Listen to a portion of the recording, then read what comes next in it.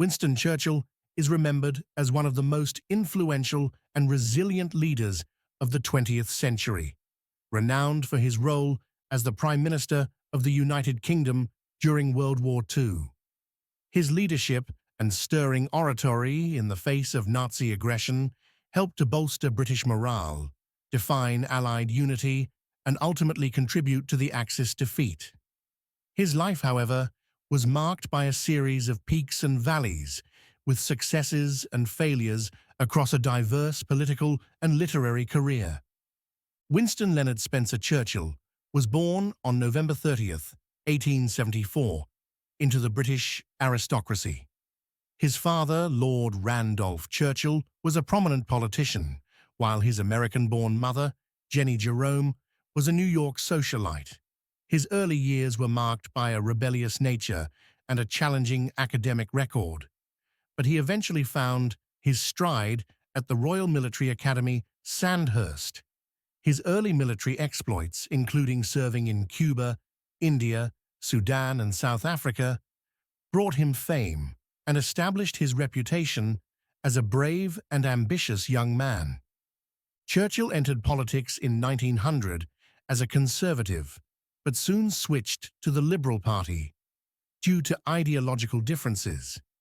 He held several key governmental roles over the years, including First Lord of the Admiralty during World War I, where his reputation suffered due to his involvement in the disastrous Gallipoli campaign.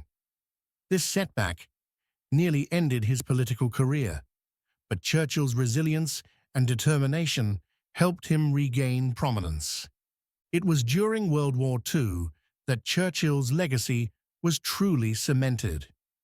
In 1940, with Britain facing an existential threat from Nazi Germany, Churchill was appointed Prime Minister.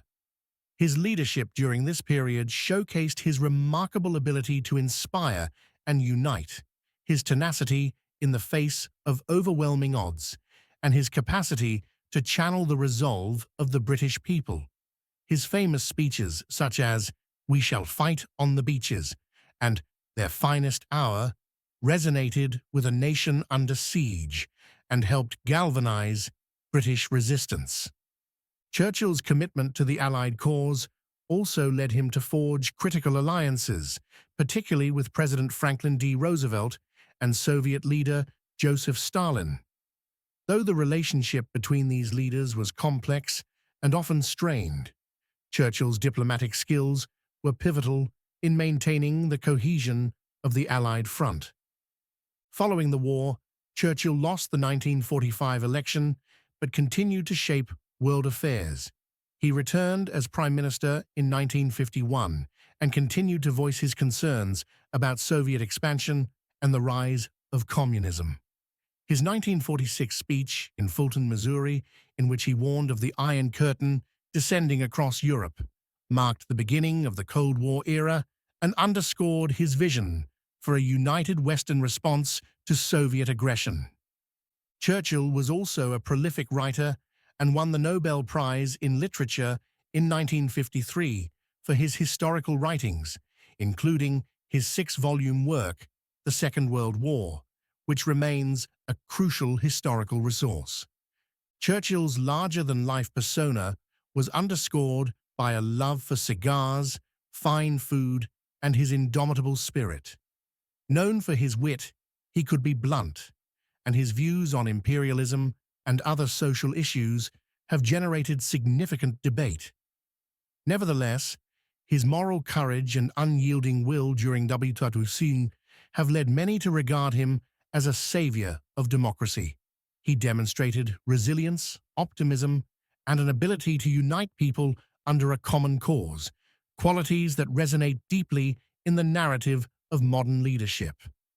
Winston Churchill passed away on January 24, 1965, at the age of 90.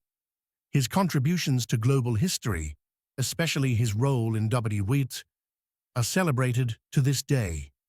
Churchill's legacy continues to be studied, celebrated, and debated, serving as a complex and enduring symbol of leadership in the face of adversity.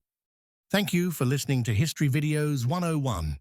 Don't forget to subscribe and follow us for more fascinating content.